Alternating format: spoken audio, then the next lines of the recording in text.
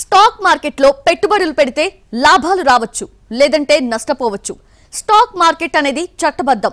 Authorised mobile applications ద్వారా investments, డిజిన్వెస్ట్మెంట్స్ చేసుకోవచ్చు. కానీ మధ్యలో బ్రోకర్ గాళ్లను నమ్మడమే అస్సలు మంచిది కాదు.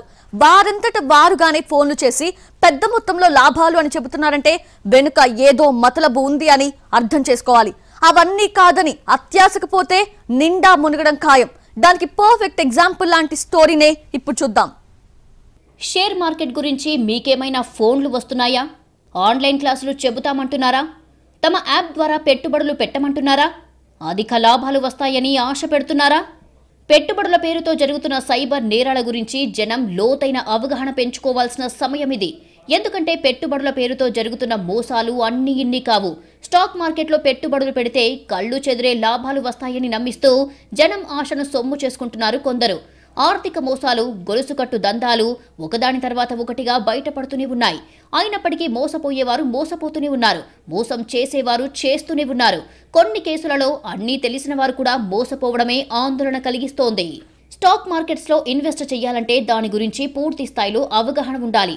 అవగాహన ఉన్నా అన్నిసార్లు లాభాలు వస్తాయని ఎవ్వరూ గ్యారంటీ ఇవ్వలేరు. స్టాక్ మార్కెట్లో పెట్టుబడులు పెట్టడం చాలా రిస్క్. చాలా వరకు నష్టాలనే ఫేస్ చేయాల్సి ఉంటుంది. దానికి సిద్ధపడి ఆథరైజ్డ్ పద్ధతుల్లో పెట్టుబడులు పెడితే మన డబ్బుకు గ్యారంటీ ఉంటుంది. లాభమో నష్టమో ఏదో ఒకటి పక్కాగా ఉంటుంది.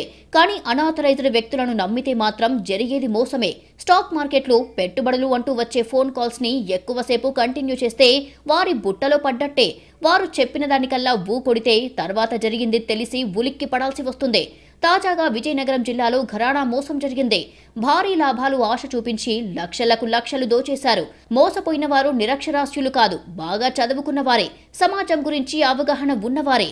బొబ్బిలి పట్టణంలోని వెలమవారి వీధికి చెందిన చావల కృష్ణారావుకు ఈ నెల 4న గుర్తు తెలియని వ్యక్తుల నుంచి ఫోన్ వచ్చింది. ఆయన ఎల్ఐసి డెవలప్మెంట్ ఆఫీసర్గా పనిచేసి రిటైర్ అయ్యారు. ఇంటి దగ్గరే ఉండి ఈజీగా డబ్బు సంపాదించాలనుకుంటున్నారా? స్టాక్ మార్కెట్లలో ట్రేడింగ్ చేస్తే భారీగా లాభాలు వస్తాయంటూ ధర్మోపన్యాసం దంచుకుట్టాడు. అంత అనుభవం ఉండి కూడా చావల కృష్ణారావు మాయగల మాటలకు పడిపోయాడు. దండిగా లాభాలు వస్తాయని ఆశపడ్డాడు. ఇన్వెస్ట్ చేసేందుకు ఒప్పుకున్నాడు. దాంతో వాట్సాప్లో ఒక యాప్ లింక్ పంపించాడు కేటుగాడు. లింక్ క్లిక్ చేసి gold market Sachs VIP partners యాప్లో లాగిన్ అయ్యాడు చావల కృష్ణారావు. అడిగిన డీటెయిల్స్ అన్ని ఫిల్ చేశాడు. పర్మిషన్స్ అన్ని ఇచ్చేశాడు. అవతలి వైపు నుంచి ఫోన్లో సైబర్ కేటుగాడు చెప్పినట్టు చేశాడు. జూన్ 5 నుంచి 15 వరకు తన పేరుతో, తన భార్య పేరుతో ఉన్న 5 బ్యాంక్ అకౌంట్స్ నుంచి 10 రోజుల్లో దాదాపు 51,33,000 రూపాయలను పెట్టుబడిగా పెట్టారు. కొద్ది రోజుల్లోనే 30 లక్షలు లాభం వచ్చినట్టు యాప్లో చూపించారు. పెట్టుబడి లాభం కలిపితే కృష్ణారావుకు 83,41,680 రూపాయలు స్క్రీన్పై కనిపించాయి. తక్కువ సమయంలోనే గొప్ప లాభం వచ్చిందని ఆ కుటుంబం సంబరపడింది. ఆ డబ్బు డ్రా చేయాలనుకున్నాడు కృష్ణారావు, కానీ కుదరలేదు. యాప్ నిర్వాహకులకు కాల్ చేస్తే డబ్బు డ్రా చేయడానికి కొంత ట్యాక్స్ కట్టాల్సి వస్తుందన్నారు. ఎంత అని ఈయన అడిగారు. 1,73,000 రూపాయలు ట్యాక్స్ చెల్లిస్తే మొత్తం 1,17,8,640 రూపాయలు వస్తుందని సమాధానం వచ్చింది. అనుమానం కలిగిన కృష్ణారావు బ్యాంకుకు వెళ్లి ఎంక్వైరీ చేశారు. తమ కుటుంబానికి చెందిన అకౌంట్స్ నుంచి 51,33,000 రూపాయలు కట్ అయినట్టు బ్యాంక్ అధికారులు చెప్పారు. దాంతో మోసపోయామని తెలుసుకున్న కృష్ణారావు పోలీసులకు కంప్లైంట్ చేశారు. బొబ్బిలికి చెందిన ఓ సివిల్ ఇంజనీర్ కూడా ఇలానే మోసపోయారు. పెట్టుబడులు పెడితే రెట్టింపు డబ్బులు వస్తాయని అనడంతో నకిలీ షేర్ యాప్లో లాగిన్ కాగానే ఆయన ఖాతా నుంచి 16 లక్షలు ఖాళీ అయ్యాయి. ఏప్రిల్ 2న కొంత, మే 9న కొంత డబ్బు అకౌంట్ నుంచి కట్ అయ్యింది.